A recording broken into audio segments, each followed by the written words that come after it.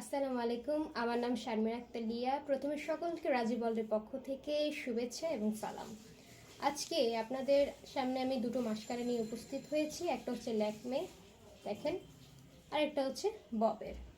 এখন এ দুটো আপনাদের মাস্কারা যে দিচ্ছি, আপনারা যারাই মেকআপ ইউজ করেন তারা আইলাইনার না দিলেও মাস্কারাটা মাস্ট বি ইউজ করে থাকেন।